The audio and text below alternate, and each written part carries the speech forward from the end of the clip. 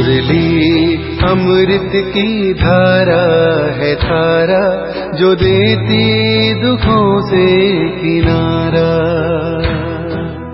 मुरली अमृत की धारा है धारा, जो देती दुखों से किनारा। भूले जीवन में हो जाए शिव बाबा मुरली में समझाए। भूले जीवन में हो जाए शिव बाबा मुरली में समझाए। ओम शांति। आज की तारीख है 28 मार्च 2022 की साकार मुरली। बाबा के महावाक्य। मीठे बच्चे, मनुष्य मत पर तो तुम आधा कल्प चलते हो, अब मेरी श्रीमत पर चल पावन बनो तो पावन दुनिया के मालिक बन जाएंगे। प्रश्न: बेहद का बाप बच्चों को कौन सी आशीर्वाद देते हैं और वह आशीर्वाद किन्हों को प्राप्त होती है? उत्तर: बाप आशीर्वाद देते, बच्चे तुम 21 जन्म सदा सुखी रहेंगे, अमर रहेंगे, तुम्हें कभी काल नहीं खाएगा, अकाले मृत्यु नहीं होगी, कामधेनु माता तुम्हारी सब मनोकामनाएं पूर्ण कर देगी। परंतु तुम्हें इस विष यानी विकार को छोड़ना पड़ेगा। यह आशीर्वाद उन्हें ही प्राप्त होती है जो श्रीमत पर इस अंतिम जन्म में पवित्र बनते और बनाते हैं। बाबा कहते, बच्चे दुनिया बदल रही है, इसलिए पावन जरूर बनो। गीत। ओम नमो शिवाय।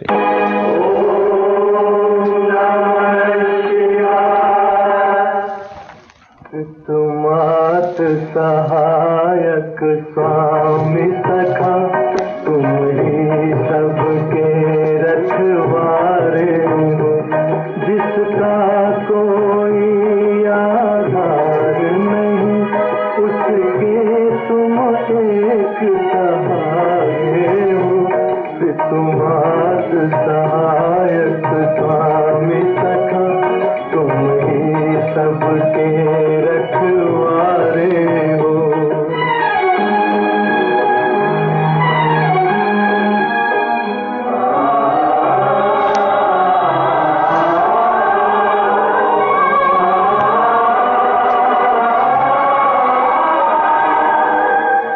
तेरी लीला अपरंपार प्रभु। ओम शांति। भगवान के बच्चों ने गीत सुना। अब भगवान के बच्चे तो सभी हैं, जो भी मनुष्य मात्र हैं सब भगवान को बाबा कहते हैं। वह सर्व का एक ही बाप है।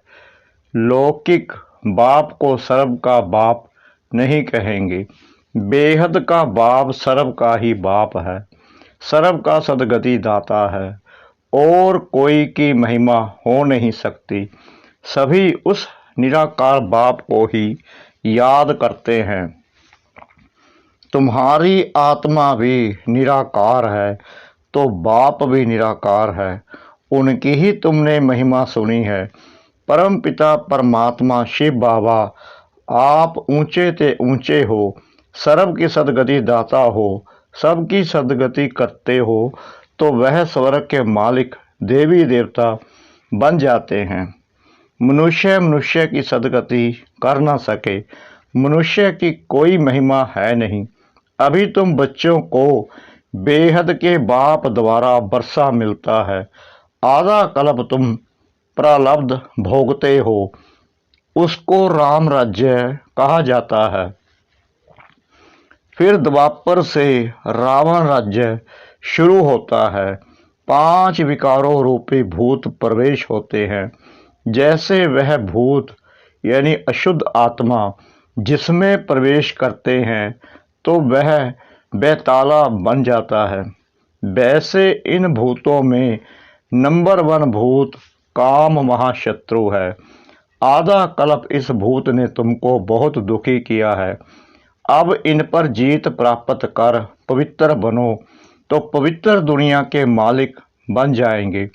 बाप ही सबसे प्रतिज्ञा कराते हैं। बाप कहते हैं तुम पावन बनने की राखी बांधो तो 21 जन्म के लिए स्वर्ग पवित्र दुनिया के तुम मालिक बन जाएंगे। मैं आया हूँ पतितों को पावन बनाने। भारत पावन था जब देवी देवताओं का राज्य था। नाम ही सुखधाम था, अभी है दुखधाम। एक तो काम कटारी चलाते हैं, दूसरा लड़ते झगड़ते रहते हैं। देखो कितना दुख है। बाप आते ही हैं संगम पर। यह है कल्याणकारी संगम युग। तुम बच्चे सुखधाम में चलने के लिए अपना कल्याण करने आए हो। बाप कहते हैं अब मेरी श्रीमत पर चलो। मनुष्य मत पर तो तुम आधा कल्प चलते रहे। सदगति दाता तो एक बाप ही है। उनकी श्रीमत से ही तुम स्वर्ग के मालिक बन जाते हो। बाकी यह शास्त्र तो पढ़ते पढ़ते अब कलयुग का अंत आ गया है। तमो प्रधान बन गए हैं। अपने को ईश्वर कहलाकर अपनी ही बैठ पूजा कराते हैं। शास्त्रों में प्रहलाद की बात दिखाई है। दिखाते हैं कि थंब से नरसिंह भगवान निकला। उसने आकर हिरण्याकश्यप को मारा। अब थंब से तो कोई निकलता नहीं है। बाकी सभी का विनाश तो होना ही है। बाप कहते हैं इन साधु संत महात्मा अजामिल जैसी पाप आत्माओं का भी उद्धार मैं आकर करता हूँ। बाप आकर ज्ञान अमृत का कलश माताओं पर रखते हैं। माता गुरु बिगर किसकी सदगति हो ना सके। जगत अम्बा है कामधेनु, सभी की मनोकामना पूर्ण करने वाली। उनकी तुम बच्चियां हो। अब बाप कहते हैं कोई भी मनुष्य मात्र की बात नहीं सुनो। पतितों को पावन बनाने वाला एक बाप ही है, तो जरूर कोई पतित बनाने वाले भी होंगे। रावण राज्य में सभी पतित हैं। अभी वह पतित पावन बाप आया है स्वर्ग का वर्षा देने के लिए। कहते हैं 21 जन्म तुम सदा सुखी रहेंगे। आशीर्वाद देते हैं ना। लौकिक मात पिता भी आशीर्वाद करते हैं। वह है अल्पकाल सुख के लिए, यह है बेहद का मात पिता। कहते हैं बच्चे तुम सदैव अमर रहो। वहाँ तुमको काल नहीं खाएगा, अकाले मृत्यु नहीं होगा, सदा सुखी रहेंगे। कामधेनु माता तुम्हारी सर्व कामनाएं पूर्ण करती है। सिर्फ विष को छोड़ना होगा, क्योंकि अपवित्र तो वहाँ चल नहीं सकेंगे। बाप कहते हैं मैं तुमको वापिस ले चलने आया हूँ। सिर्फ पावन बनो। ऐसे नहीं कि बच्चे को शादी करानी है, ना अपने को पतित करना है, ना दूसरों को पतित होने देना है। इस मृत्यु लोक में अंतिम जन्म पवित्र जरूर बनना है, तब अमर लोक चलेंगे। बाप बैठ आत्माओं को समझाते हैं। आत्मा ही धारण करती है। बाप कहते हैं तुम हमारे बच्चे हो। तुम आत्माएं परम धाम में रहती थी, अब फिर ले चलने आया हूँ। जो पवित्र बनेंगे उनको साथ ले चलूँगा, फिर वहाँ से तुमको स्वर्ग में भेज दूँगा। मीरा ने भी विष का त्याग किया तो उनका नाम कितना बाला है। बाप कहते हैं बच्चे अब पुरानी दुनिया बदल गई, बनने वाली है। नई दुनिया में देवताएं राज्य करते थे। मैं ब्रह्मा द्वारा तुमको राजयोग सिखलाता हूँ, तुमको श्रीमत देता हूँ। श्रेष्ठ देवता बनने के लिए कृष्णपुरी में चलना है। श्री कृष्ण भी देखो कितनी महिमा है। वह है सर्वगुण संपन्न। हमारी मत पर चलेंगे तो ऐसा लक्ष्मी नारायण बनेंगे जिन्होंने कल पहले बरसा लिया होगा वह श्रीमत पर चलेंगे, नहीं तो आसुरी मनमत पर चलेंगे। यह बाबा भी उस निराकार से ही मत लेते हैं। शिव बाबा ब्रह्मा के तन में प्रवेश कर तुमको मत देते हैं। कहते हैं तुम सब सजनियां अथवा भक्तियां हो, एक है साजन अथवा भगवान। मनुष्य को कभी भी भगवान नहीं कह सकते। यह उल्टी मत तुमको मिली हुई है, इसलिए तुम्हारी ऐसी दुर्गति हुई है। मैं ही एक पार करने वाला हूँ। यह गुरु लोग मेरे धाम को ही नहीं जानते तो मेरे पास ले कैसे आएंगे। मनुष्य तो जहाँ भी जाएंगे तो माथा टेकेंगे, इसलिए मैं स्वयं ही लेने को आया हूँ। फिर तुमको स्वर्ग धाम में भेज दूंगा। वह है विष्णुपुरी सूर्यवंशी। त्रेता को कहा जाता है राम राज्य, उसके बाद शुरू होता है रावण राज्य। द्वापर में तो भारत शिवालय से विशालय बन जाता है। यही भारत संपूर्ण निर्विकारी था, यही भारत पूर्ण विकारी बन गया है। अब तुम बच्चे राजयोग सीख सारे विषय पर जीत प्राप्त कर लेते हो। दो बंदरों की कहानी, वह आपस में लड़ते हैं, विषम रूपी माखन तुमको मिलता है। तुम केवल शिव बाबा और स्वर्ग को ही याद करो। घर गृहस्थ में रहते हुए पवित्र बनो तो पवित्र दुनिया के मालिक बन जाएंगे। पवित्रता पर ही अत्याचार होते हैं। कलप पहले भी हुए थे, अभी भी होंगे जरूर, क्योंकि तुम अब जहर नहीं देते हो। गाया भी हुआ है, अमृत छोड़ विष काहे को खाए। अमृत पीते पीते तो मनुष्य से देवता बन जाते हो। जो पक्के ब्राह्मण होंगे वह तो कहेंगे चाहे कुछ भी हो, परंतु हम विष नहीं देंगे। कितना सहन भी करते हैं तब तो ऊंच पद पाते हैं। शिव बाबा को याद करते करते प्राण भी छोड़ देते हैं। शिव बाबा का फरमान है, फरमान तो सबको है, इसलिए कहते हैं मुझे याद करो तो मेरे पास परम धाम में आ जाएंगे। शिव बाबा इस मुख द्वारा तुम आत्माओं से बात करते हैं। यह भी मनुष्य है। मनुष्य कभी भी मनुष्य को पावन नहीं बना सकते। बाप को बुलाते हैं कि पतितों को आकर पावन बनाओ, तो मुझे जरूर पतित दुनिया में ही आना पड़े, क्योंकि यहाँ कोई पावन तो है नहीं। अब बाप कहते हैं मैं तुमको इस श्री कृष्ण जैसा पावन स्वर्ग का मालिक बनाता हूँ। अगर कोई कहता है कि मैं बंधन में हूँ तो बाबा क्या करे।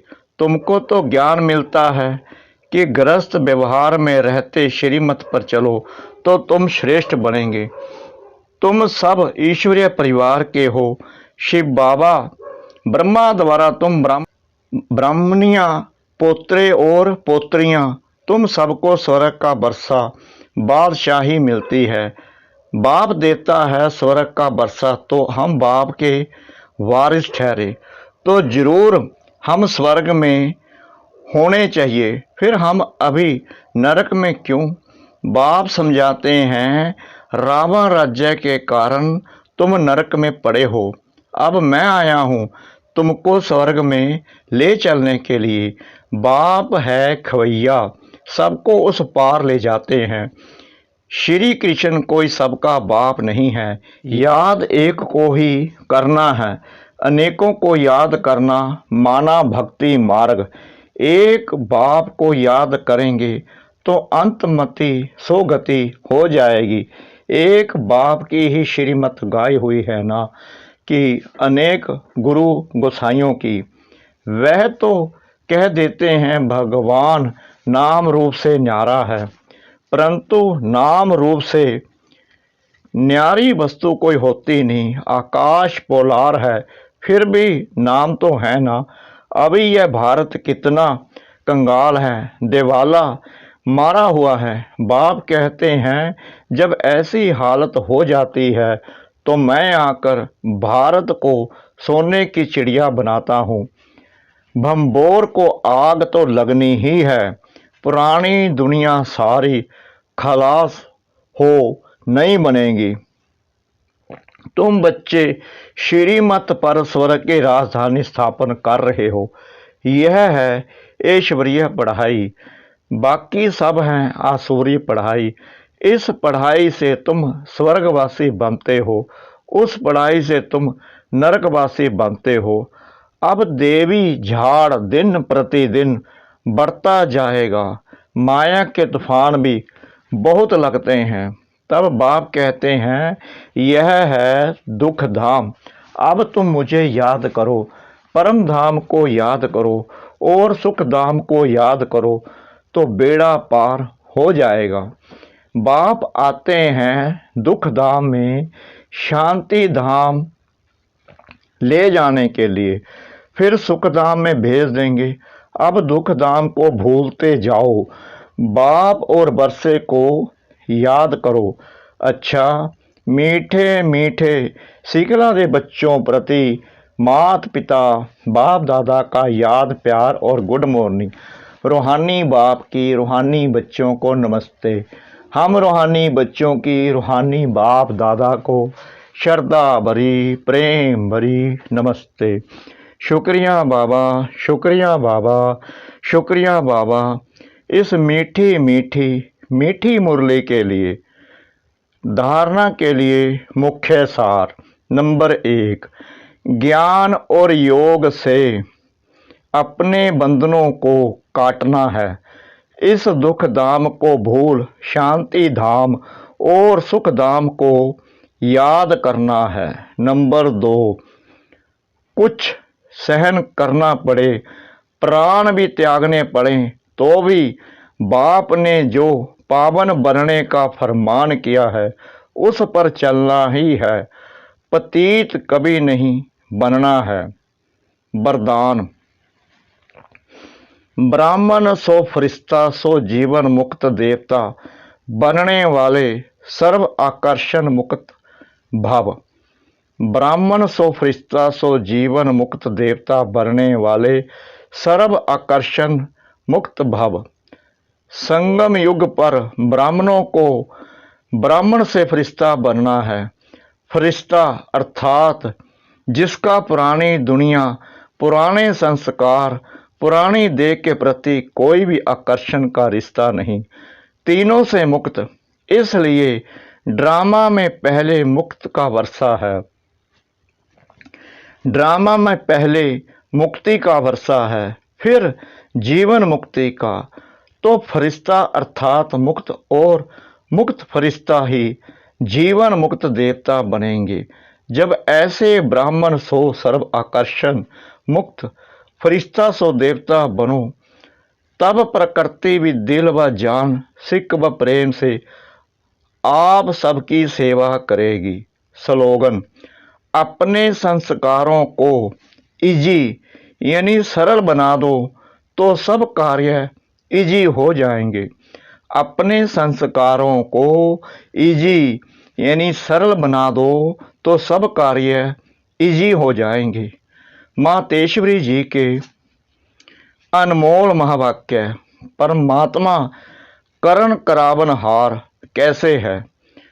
बहुत मनुष्य ऐसे समझ बैठे हैं कि यह जो अनादि बना बनाया सृष्टि ड्रामा चल रहा है वो सारा परमात्मा चला रहा है।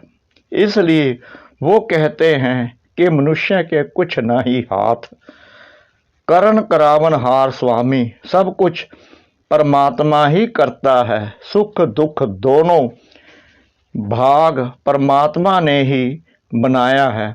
अब ऐसी बुद्धि वालों को कौन सी बुद्धि कहा जाएगा? पहले पहले उनको यह समझना जरूर है कि यह अनादि बनी बनाई सृष्टि का खेल वो परमात्मा जो अब बनाता है वही चलता है। जिसको हम कहते हैं यह बनी बनाई का खेल ऑटोमेटिक चलता ही रहता है, तो फिर परमात्मा के लिए भी कहा जाता है कि यह सब कुछ परमात्मा ही करता है। यह तो परमात्मा को करण करावनहार कहते हैं। यह नाम फिर कौन सी हस्ती के ऊपर पड़ा है। अब इन बातों को समझना है। पहले तो यह समझना है कि यह जो सृष्टि का अनादि नियम है वो तो बना बनाया है। जैसे परमात्मा भी अनादि है, माया भी अनादि है और यह चक्कर भी आदि से लेकर अंत तक अनादि अविनाशी बना बनाया है। जैसे बीज में अंडरस्टूड वृक्ष का ज्ञान है ना, और वृक्ष में अंडरस्टूड बीज है, दोनों कंबाइंड हैं, दोनों अविनाशी हैं। बाकी बीज का क्या काम है? बीज बोना, झाड़ निकलना। अगर बीज ना बोया जाए तो वृक्ष उत्पन्न नहीं होता। तो परमात्मा भी स्वयं इस सारी सृष्टि का बीज रूप है और परमात्मा का पाठ है बीज बोना। परमात्मा ही कहता है मैं परमात्मा हूँ ही। तब जब बीज बोता हूँ, अगर बीज नहीं बोया जाए तो वृक्ष कैसे निकलेगा? मेरा नाम परमात्मा ही तब है जब मेरा परम कार्य है, मेरी कार्य ही है जो मैं खुद पाठधारी बन बीज बोता हूँ। सृष्टि की आदि भी करता हूँ और अंत भी करता हूँ। मैं कर्णधारी बन बीज बोता हूँ। बीज बोने का मतलब है रचना करना, पुरानी सृष्टि की अंत करना और नई सृष्टि की आदि करना। इसको ही कहते हैं परमात्मा सब कुछ करता है। ओम शांति।